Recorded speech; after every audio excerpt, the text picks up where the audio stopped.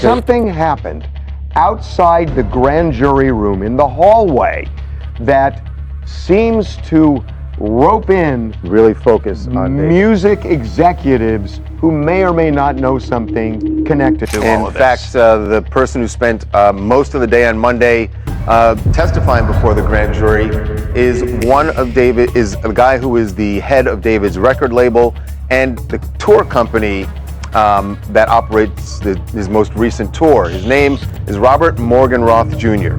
Y'all, David's manager has been arrested, and the reason is way darker than anyone expected. Leaked DMs are now circulating that allegedly expose a secret smuggling ring operating right under everyone's nose, and David's inner circle is suddenly at the center of it.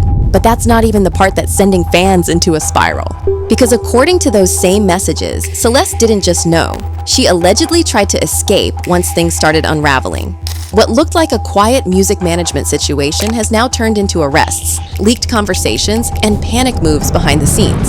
And the timeline raises one terrifying question. How long was this going on before it all blew up? This story goes from music industry business to criminal chaos real fast. And once you see what was allegedly said in those DMs, nothing about David's camp looks the same again. So let's break down the shadiness. Okay, so the more we talk about this David situation, the more it gets clearer that there is so much more to the story than we know. And from what multiple sources are saying, his manager, Robert Morgenroth, just may have been the mastermind of the whole thing. This explains why Robert was arrested a couple of days ago.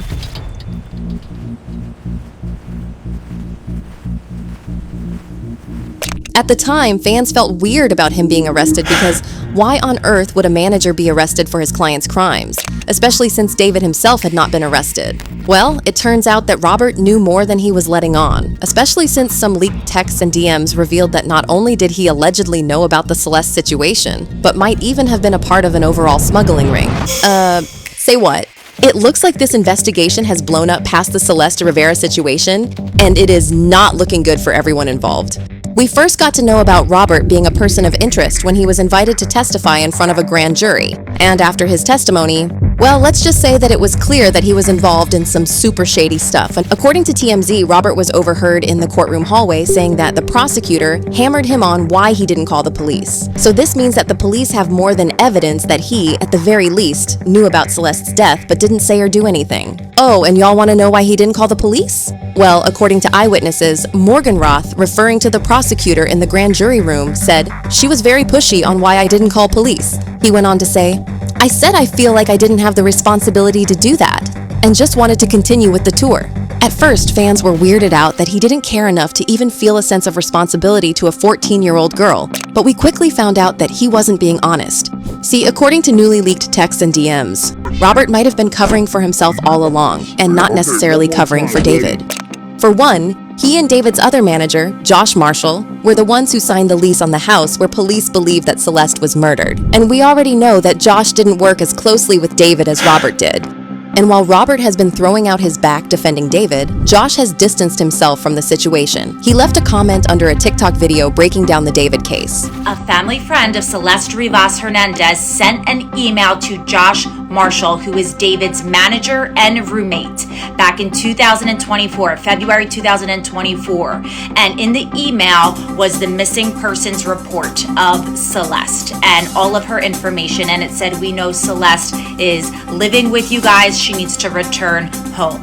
One day later, Celeste returned home. And then a month after that, she went back to living with David and his roommate, Josh Marshall. So Josh Marshall was well aware of Celeste Rivas Hernandez's age and that she was a missing child. He said, "I had zero knowledge of anything and I don't live in California. Also, I work remotely 95% of the time, and my job doesn't require me to have much interaction with any of my clients David, as there are many others that work with him on a day-to-day capacity, not me." David's manager, Josh Marshall, commented on my last video and asked me to pin the comment. TikTok doesn't allow you to pin comments anymore, so I will leave screenshots of it in this particular video. But what he said was everything that I said in the video was completely false. He said he never received an email and he had zero knowledge of anything that was going on. He doesn't live in California. He lives in a completely different state than David with his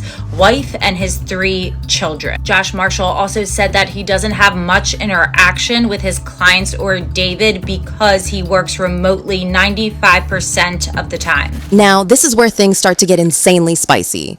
Y'all want to know which manager lives in California? Robert, that's who? It goes deeper than that, because there are some reports that Robert and David might have even been living together at the time of the murder. Girl, at this point, they might as well throw Robert right in prison with David when they eventually get around to arresting David. As a matter of fact, they might as well save some taxpayers' money and hold a 2-for-1 trial. Now, this has all been a hot mess, but it's even about to get weirder. Y'all remember those leaked texts? Well, according to police reports, the texts revealed that Celeste was not the only victim. Allegedly, David and Robert had an entire smuggling ring going on. Word on the street is that the police are now investigating the smuggling ring, and this is the reason they haven't formally charged David yet. What's even sadder is the reports that the police found some evidence that Celeste tried to escape the situation, and all the evidence seems to suggest that that was the reason she was unalived. So, from the looks of things, they supposedly silenced her to protect their secret from being blown. This kind of explains the whole fridge situation. Y'all remember when the police revealed that they believed that Celeste's body was found in a fridge before being moved to the Tesla where she was found? At first, we thought that the reason her body was refrigerated was that they were trying to get rid of evidence. But recent reports are saying that the body had to be refrigerated because her murder was impulsive and they needed a place to keep the body while they figured out what to do with it. But that's not all. A few days ago, it was reported that police found a burn cage in David's house. And not just any burn cage, one that was specifically made to get so hot that it can cremate human bones and remains and turn them into ashes. Now, either David was running cremation services out of his home, or the police just figured out how he allegedly managed to get rid of his smuggling victims. But it gets even shadier from here. See, David doesn't own the house, and he installed the burn cage without the landlord's consent or knowledge. He also ordered and paid for the burn cage under a fake name. David's team tried to claim that it was a prop for a music video, but the investigator called BS on that, saying, why would a 55-pound burn cage be delivered to a private residence instead of directly to a prop designer or production house? Why would it be ordered before departing on an extended world tour? And why was it never used in any video production? Now, this situation has been pretty concerning. But it gets even more twisted because, according to reports, there were more people involved in the smuggling ring, including, allegedly, David's friend, Asia. A while ago, there were reports that a female witness didn't show up to testify in front of the grand jury, even though she had been summoned. According to reports, Deputy DA Beth Silverman, who is presenting the case in Los Angeles, reportedly told attorney Evan Jennis that she considered requesting a body attachment from the judge. But even with that, the witness in question still refused to appear before the grand jury, and now the prosecutor is considering getting her arrested. In terms of, so this guy, with regard to the grand jury situation right now, is this person being so uncooperative? Is there an uncooperative witness that is part of the situation that is on the verge of getting arrested herself? Is that the case?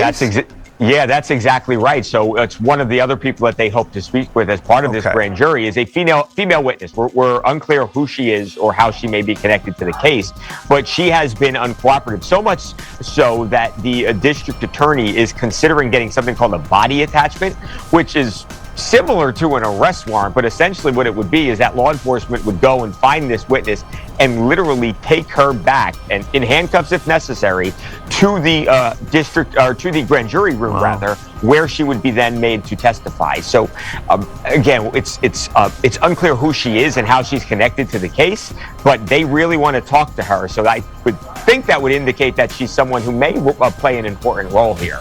Well, insiders are now saying that the female in question is none other than Asia, and the reason she is refusing to testify has nothing to do with protecting David and everything to do with protecting herself, because she knows that if David goes down for this, she's also going down for this, and she's been close to David for a while. The reason she stayed off everyone's radar for so long in the Celeste case is that she was smart enough to keep her mouth shut and keep her head down. But the moment the police started talking about the uncooperative witness, fans started speculating that it was Asia. Things got even more interesting when we found out that this so-called uncooperative witness is also being represented by the same lawyer as David's manager, Robert. Yeah, the math is starting to math, and things are starting to get quite scary. And with the new addition of the smuggling activities, things are about to get really ugly. And that's where we're leaving it for now. But let's be real, this story is nowhere near done. When managers are getting arrested, witnesses suddenly go quiet, and the same lawyer keeps popping up around everyone involved. Things start to add up. There are still no official charges against David, just leaked DMs, missing witnesses, and a lot of people moving real carefully all of a sudden. So the question isn't whether more comes out, because it will. It's who slips up first, and what they're so desperate to keep hidden.